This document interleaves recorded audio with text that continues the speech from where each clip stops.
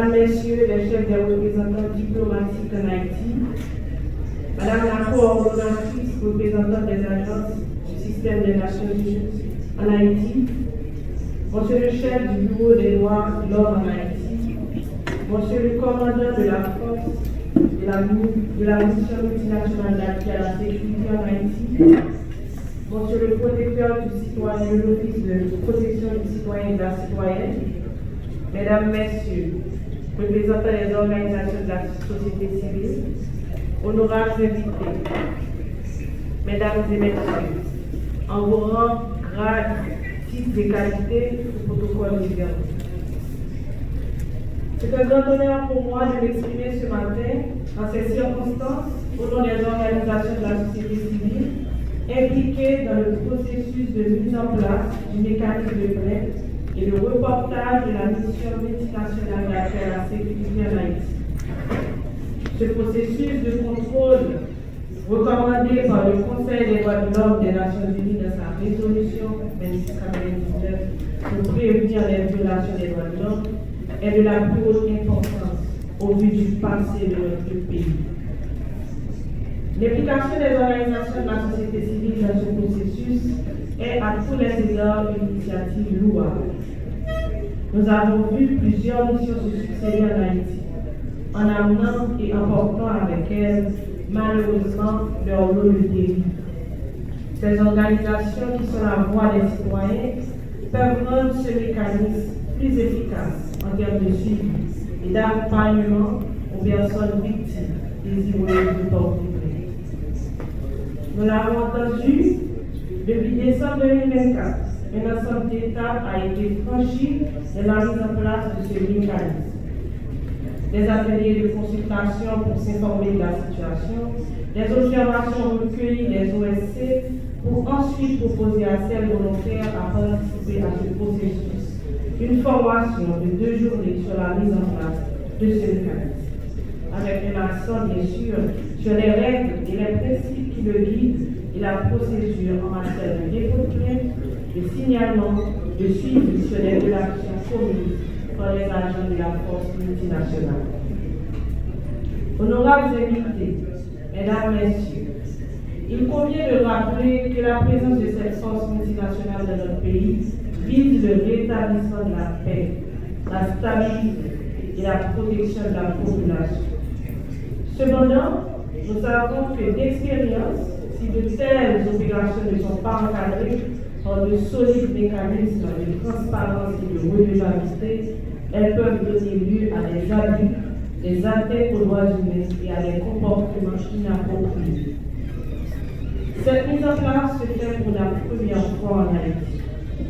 En ma qualité de porte-parole des organisations de la société civile à cette cérémonie et membre du bureau des droits humains en Haïti, il est important pour nous que ce processus reflète le combat que nous menons depuis un certain temps contre le fléau de l'impunité, en venant corriger les erreurs du passé.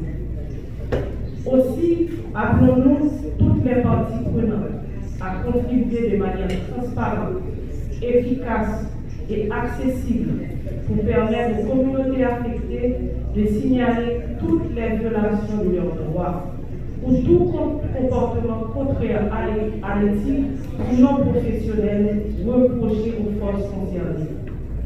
Et en ce sens, en termes d'accessibilité, les numéros de contact ont été tout de suite affichés. Les numéros 31 57 75 66, 48 80 39 75 et l'adresse email mssmhaiti@gmail.com que vous retrouverez dans les documents qui viennent d'être.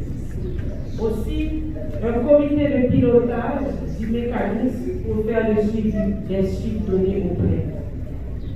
Je voudrais seulement rappeler, monsieur le commandant de la force, que vous avez promis de rendre des appels sur ces numéros gratuits dans le plus bref délai. Et à ce lancement, nous nous demandons si le délai n'a pas déjà atteint sa priorité. Tout en vous remerciant de cette initiative importante, j'aimerais souligner, au regard des expériences malheureuses des missions précédentes, et donc vous demander instamment, monsieur le commandant, de penser aux éventuelles victimes. Recevoir une plainte, ouvrir une enquête, identifier les auteurs et les envoyer chez eux, c'est très bien, mais ce n'est pas suffisant. Puisque l'approche doit être axée sur les victimes, il est absolument nécessaire de penser à mettre en place un fonds destiné aux victimes pour un soutien médical, psychologique et juridique, ainsi qu'une compensation financière si nécessaire, en attendant la réparation intégrale du préjudice qu'elles auraient subi. Comme nous l'avions évoqué lors de l'atelier de consultation sur les 2 journées, les sanctions disciplinaires à eux seuls ne répondent pas ou suffisamment pas aux besoins des personnes victimes, qui sont déjà en proie à la violence. Oui, il faut combattre l'impunité, c'est notre credo, mais il faut aussi penser aux personnes victimes. La mise en place de mécanismes de plainte et de dénonciation est plus qu'une option, mais une nécessité. Un impératif tant moral que juridique qui s'assurera de la protection de la population, de la responsabilisation de la mission de sécurité et de la construction de la redevabilité et de la stabilité voulue sur la base du respect des droits fondamentaux et de la justice.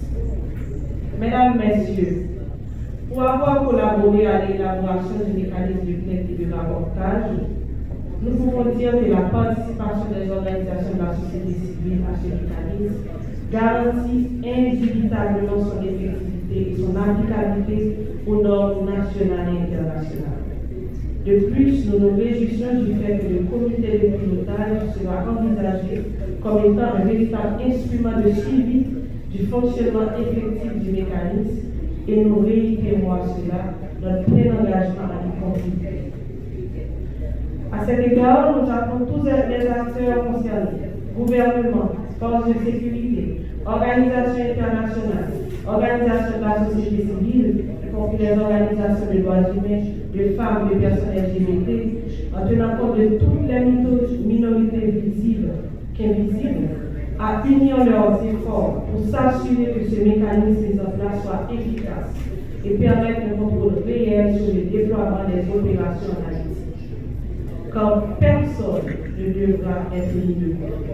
Nous le répétons, personne. Nous ne saurions terminer nos propos sans remercier les initiateurs de ce processus. Nos remerciements au commandant de la force multinationale en Haïti pour le lancement officiel du mécanisme de plainte et le signalement de la RNAS, pour son engagement tout au long du processus et pour l'implication des organisations de la société civile. Nos remerciements au commissaire des droits de l'homme en Haïti pour ses efforts en faveur des droits de l'homme et son appui à la mise en œuvre de ce processus.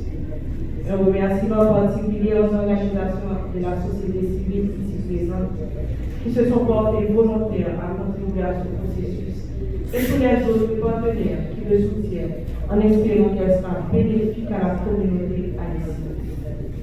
Nous espérons que chacun d'entre vous, dans votre contribution, maintiendra cet engagement à faire fonctionner le dit mécanisme et à l'améliorer s'il y échelle. Ensemble, rassurons-nous que le mécanisme de plainte et de signalement de la mission multinationale d'appui à la sécurité accomplit son mandat avec intégrité, transparence et respect des droits humains. Monsieur le commandant de la force multinationale, honorables invités, mesdames, messieurs, je vous remercie de votre attention.